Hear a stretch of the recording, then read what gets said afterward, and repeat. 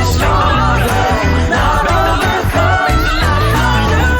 the love flow, make the love flow, make the love flow, make the love flow, make the love flow, make the love flow, make the love flow. How long was that episode? Actually, about an hour on the dot. Oh wow, it felt like a lot longer. Well, we talked for half an hour before that. Oh, that's true. That makes sense. But let's see. I'm getting lunch. All right, man. I'll see you. See ya.